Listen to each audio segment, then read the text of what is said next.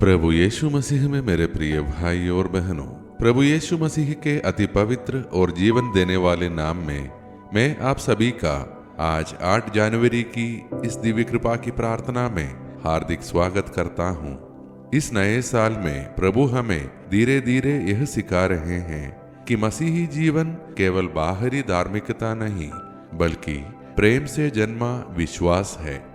आज का वचन हमें यह याद दिलाता है कि हम परमेश्वर से इसलिए प्रेम करते हैं क्योंकि उसने पहले हमसे प्रेम किया और यही प्रेम हमारे विश्वास को जन्म देता है। ऐसा विश्वास जो संसार की कठिनाइयों से डरता नहीं बल्कि उन पर जय पाता है। आज के समय में जहां जीवन हमें थका देता है, जहां संघर्ष, असफलता और निराशा हमारे मन को दबाने लगती हैं, प्रभु हमें यह आश्वासन देता है जो परमेश्वर से उत्पन्न हुआ है वह संसार पर जय पाता है। मैं उन सभी का हृदय से धन्यवाद करता हूँ जो इस प्रार्थना में प्रतिदिन जुड़े रहते हैं, प्रभु की कृपा को अपने जीवन में अनुभव करते हैं और इस प्रार्थना को दूसरों तक पहुंचाकर अनेक जीवनों में आशा और बल का कारण बनते हैं। ईश्वर आप सभी को इसके लिए भरपूर आशीष दे।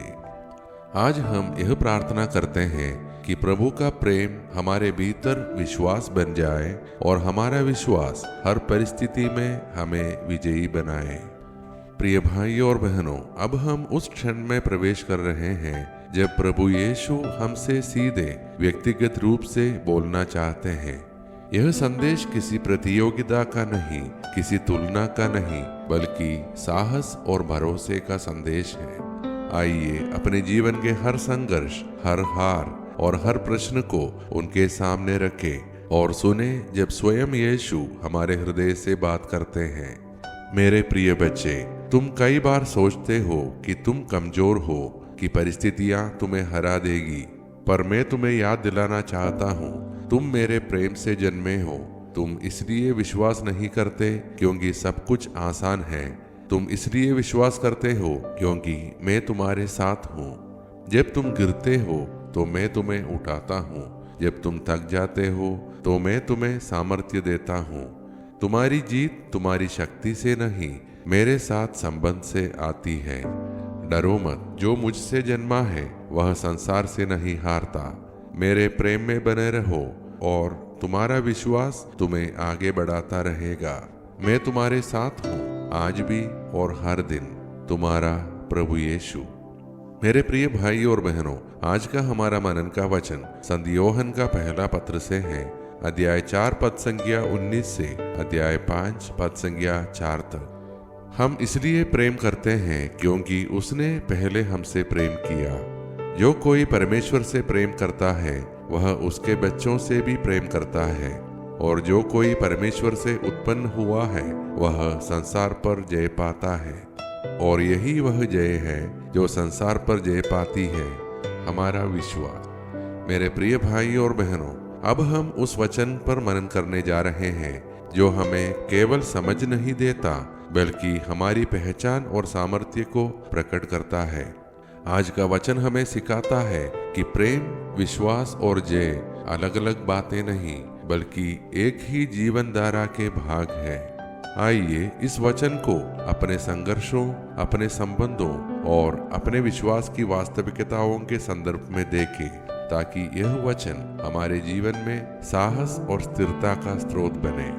संत योहन स्पष्ट कहते हैं, हमने परमेश्वर से प्रेम नहीं किया बल्कि उसने पहले हमसे प्रेम किया। यह हमें दबाव और दोष से मुक्त करता है। हम प्रेम अर्जित नहीं करते, हम उसे प्राप्त करते हैं। जो परमेश्वर से प्रेम करता है वह उसके बच्चों से भी प्रेम करता है, अर्थात हमारा विश्वास हमारे संबंधों में दिखाई देता है। हम दूसरों से जैसा व्यवहार करते हैं वही हमारे प्रेम की सच्चाई को दिखाता है। संत योहन कहते हैं कि परमेश्वर की आज्ञाएं भारी नहीं है, क्योंकि जब हम प्रेम में जीते हैं तो आज्ञाकारिता बोझ नहीं, आनंद बन जाती है। आज का वचन का सबसे शक्तिशाली वाक्य है, जो परमेश्वर से उत्पन्न हुआ है वह संसार पर जय पाता है। यह जय समस्याओं के ना होने की नहीं, बल्कि समस्याओं के बीच डटे रहने की सामर्थ्य है। तो अब आइए मेरे प्रिय भाई और बहनों, हम सब अपने आप को प्रभु के हाथों में सौंप दें और मिलकर प्रार्थना करें। हे सर्वशक्तिमान और प्रेममय परमेश्वर, आज हम तेरे सामने विश्वास और कृतज्ञता से भरे हृदय लेकर आते हैं। हम तुझे धन्यवाद देते हैं उस प्रेम के लिए जिससे तूने हमें पहले प्रेम किया और हमें अपने परिवार में स्थान दिया।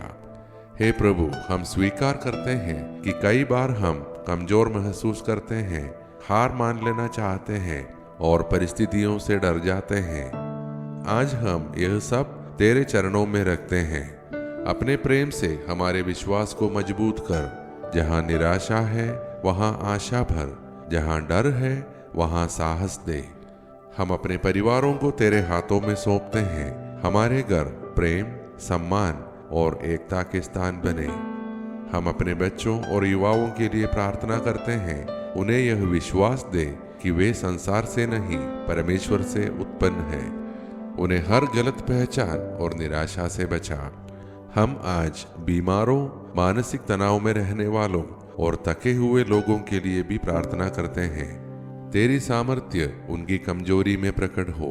हम बेरोजगारों, आर्थिक कठिनाई में रहने वालों और भविष्य को लेकर चिंतित लोगों को तेरे प्रेम में सौंपते हैं।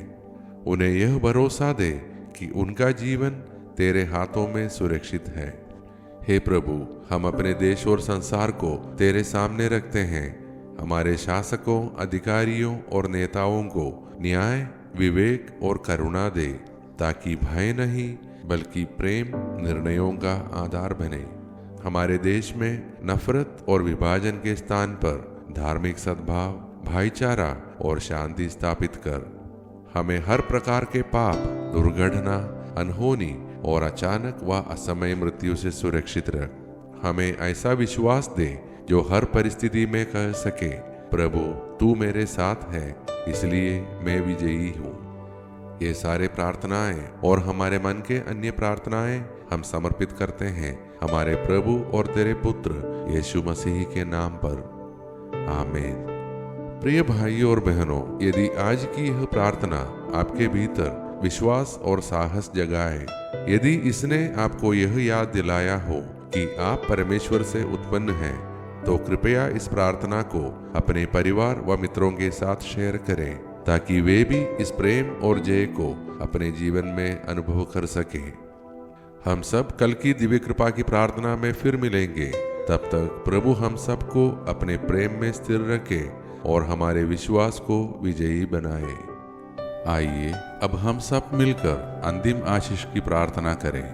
ईश्वर को महिमा, देवदूतों को सम्मान मिले, शैतान को पराजय, पवित्र क्रूस को विजय मिले, विश्व में फैली कलीसिया को प्रतिष्ठा मिले, मृतकों को पुनरुत्थान, पश्चातापियों को स्वीकृति, कैदियों को रिहाई, रोगियों और दुर्बलों को स्वास्थ्य चंगाई, अनाथ तथा विधवाओं को न्याय मिले और विश्व के चारों दिशाओं में क्रिस्त की महती शांति और अनुग्रह की वर्षा हो। हम पर जो कि दुर्बल और पापी है, संपूर्ण विश्व पर उसकी सीमाओं तक हमारे प्रभु यीशु क्रिस्त की अनुकंपा और करुणा उतरे और छाई रहे, अब और अनंत काल तक, आमीन। धन्यवाद के साथ स्तुति गाऊंगा, हे यीशु मेरे खुदा, उपकार तेरे हैं बेशुमार, कोटि कोटि स्तुति धन्यवाद, कोटि कोटि स्तुति धन्यवाद, कोटि कोटि स्तुति